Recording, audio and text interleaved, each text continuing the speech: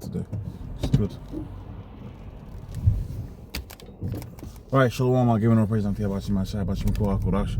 Alright, other honors unto the apostles, a great millstone, and the honest brothers that be pushing this truth in sincerity throughout the four corners of the earth. And above everybody, you're coming out here to give you this truth for the grace and mercy of Yahweh Bashim Shai Bashim Korash. Giving all praise unto Yahweh Shai Bashim Korash. Alright, so this is going to be a relatively quick video based upon really a concept. I don't have a precept as such, but I really got a concept that I wanted to speak through, and as the precepts come, I'll quote them through the spirit and the guidance of the Yahweh Shema Shai. So I'm gonna call this something to the effect of what's the word I had a phrase in mind, and it's gonna come back to me. All right, but really, when it comes back to me, I'll say it. But really, you know, the solutions that you have out there, spiritual systems that you have out there, Islam, Christianity, all of that, these are not solutions based systems. Really, you need a whole new way of doing things. Now I'll explain what I mean by that by going into the inspiration of the video. I was speaking to one of these Christian cats at a gym, as you do. Dude came up to me, he was talking about, you know, do you think Africa's gonna unite? And maybe that's gonna be the title of the video. Do you think Africa's gonna unite? Okay. And his whole thing is, with the recent racial tensions that you got throughout the four corners of the earth, specifically out here for his situation in the UK, you know, people that's on indefinite leave losing their ability to have indefinite leave. That's one aspect of it. Another aspect of it is, you know, people that you've got out there that have naturalized, but you know, your citizenship can be taken away from you. That's another aspect of it. So a lot of, you know, recent foreigners, a lot of recent migrants are kind of feeling tense right now. They're feeling that their situation could change, and it could change drastically. People that was able to bring over their families over, you know, we had family, now we can't bring that family over now. That opportunity is gone. But you know, that's neither here nor there. The reality of the situation is that the whole game has changed out here. Okay, and you can see a lot of these Edomites, they're getting brave and they're speaking more openly to Jake and the other minority, so-called minorities out here, and expressing their truest of natures, in that they're very unhappy with them being here within the UK, not even really understanding why they're here in the first place. But that's the sentiment that's getting pushed out here. So he came to me with his questions because, you know, we spoke about the scriptures before. You know, I tried him with the spirit, but you know, he wasn't really jiving with the spirit at the time. Now, if the spirit's working with him now, that's one thing. But he was telling me about how Africa could unite, and do you think the Africans they're seeing the situation and they're gonna rebel against the West and all this, that, and the third? And I had to break it down to him. I said, look, man, the economic situation that you have out here, the social economic situation that you have out here, why places like Africa is poor, which Africa is a beautiful place, but that's not our motherland. And this is really what I was trying to tell him in a roundabout way. Okay, this is really what I was trying to tell him in a roundabout way. You got Africa over there, and yeah, it's a beautiful place and all that, but that's not our home. Jerusalem is our home. Okay, Israel is our home. Now you got a situation where he's like, okay, the Africans are gonna rise. No, the Africans are in the pocket of the Edomites. You got all kind of leaders that have been set up out there to be beneficiaries to the West, whilst the West rips the resources out of that particular land. There is no revolution that's gonna happen. When you see these so-called crises out there within Africa, such as Congo, he's from Congo. I think I could say that without really putting his business out there. But you know, the brothers from Congo, right? And really, his country's been at war for the longest amount of time. Now what you got to understand is, a lot of the times when you see these so-called civil wars within these countries like that, really, that's been an orchestrated war where the elites of the Edomites have gone up in there via some agent provocateurs, paid both sides up, and ultimately had two sides fighting up against each other that are really the same people, in order to go out there and rip the resources there. That's what you know is divide and conquer. Look up the research on, was it the Chiquita family, where they had a whole country fighting so they can have bananas cheap, bro. That's fucking crazy. That's crazy. So that they can export bananas cheaply, they instigated a civil war in a country that doesn't even belong to them. And then the West has got some kind of thing that they want to say about these people coming to their country. You messed their whole country up, man.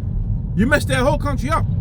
When you see some of these so-called revolutionaries, guys that are just rising up out of nowhere and they got the support of this person, they're getting funded, no one knows where the funding's coming from, and they just rise up, and now you got a so-called civil war, but all of a sudden the resources being pulled out of the country is benefiting the West. It's like, well, hold on a minute. How did that even happen? Like, what was this Haitian guy? The Haitian guy that had the Masonic stances, and I think he had a Masonic attire and all of that, man. A lot of these guys are set up. That's what Jake don't understand. A lot of these guys are CIA ops. A lot of these guys are been set up by Esau to stage a coup, and the coup is there to benefit the West. So, like I said to him, I said, bro, what do you think is gonna happen? Ain't nothing gonna change, right? You wanna sell something, you gotta sell it in their coin. Look what happened to Gaddafi. Gaddafi couldn't do nothing. They wiped him off the map. Ultimately, what I said to the guy, I said, look, man, who's got the biggest stick? Who's got the biggest weapons? It's also the people that got the biggest economy. Now that should tell you something, right? That should tell you something. The guy that's got the biggest stick is able to pull the most resources. And that's just how the world has worked for the longest amount of time. And these Christian dudes, they don't understand that. Now, what we can come to the conclusion of is change is necessary. We can both agree on that. But for the rest of it, these wacky-tacky Christians don't have a solution, man. Here it is, you've been praising Jesus all of these years, but what's the solution to the madness that's happening within the earth right now? The earth needs new management. I got a quote, the quote from the elders and the different brothers out there within Dallas. They say that all the time. Brothers and the elders and the apostles, they say that the earth needs new management. But everybody can recognize that. But when it comes to these wacky-tacky Christians, when it comes to these Muslimic individuals, nobody's offering up a real solution. Okay? Nobody's offering up the real solution to the real problem. What's the real problem? Esau's the God. Sorry, I was gonna say I was gonna phrase something. I was gonna say it another way. Esau's the mother effing problem, man. Esau's the problem. Esau's the reason why there's such a terrible wealth distribution throughout the four corners of the earth. They'll tell you the earth is overpopulated. No, it's not overpopulated. You got too much people you got a little portion of people, right? 1% controlling trillions and trillions of dollars, man. You got 1% controlling 99% of the world's wealth, and they got the 99% of the world's wealth in their resources. You could live 1,000 lifetimes and never be able to use that money, man. That's just greed. That's just greed. You mean you need to have $1 trillion? Man, you give me a good 10 mil, man. I'm gonna live a good life. This guy's gonna have 100 trillion. That's what's wrong with the earth, man. You got what's known as the people that hoard all the resources unto themselves. The red Hebrew Edomite people, they're the problem with the earth. But when it comes to providing a solution, none of these systems outside of the teachings of Yahweh Shema Shai that you see here at Great Millstone and the other different groups that teach the same doctrine, they're not offering up a solution. And when I say solution, I don't mean we're gonna do something. No, Yahweh Shai is gonna come and uproot Esau and set up something way more profitable than this situation. This is terrible. This is, man, I gotta be frank. This is shit, man. This is shit. Okay, this is shit. You can't enjoy this earth. The Most High made woman, right, to be a helpmate. The woman ain't a helpmate right now. Right? Esau's got the woman all turned upside down. The Most High made man to be strong. The man ain't strong right now, man.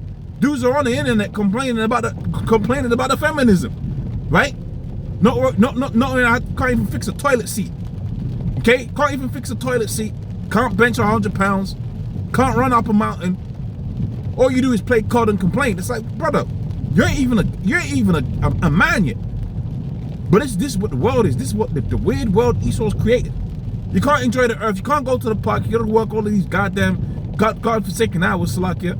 You gotta work all of these hours. When it comes down to it, who set up this whole system of oppression? Esau, like the scripture says, he's the one that didn't put down the crack of the whip, right? That he cracked the whip of the slaves with, man. He's the one that didn't open up the house of the prisoner. He's the one that did that. Esau's the one that did that, man. When it's all said and done, Esau's the one that set up this situation. So what's going to be the solution? Christians can't provide a solution. Muslims can't provide a solution. All these mother effers throughout the four corners of the earth, they can't provide a solution. But guess what? Contained within the scriptures, reading the book of Isaiah, the 63rd chapter, reading all the scriptures, Revelations, the 19th chapter, Yahweh Shai is going to be the perfect solution. When Yahweh Shai comes, you know what Yahweh Shai is going to do? He's gonna take down this kingdom and set up something way, way better than this, man. Way better than this. And all these heathens that be coming up trying to steal our birthright, all this, that, and the third, and they can't provide a solution. Couldn't even quote a scripture that suggests a solution within the Bible. All of these heathens, they're gonna know, man. Right? Yahweh Shai, as taught by the men at Great Millstone and the men that teach alike. Yeah, that's it, man.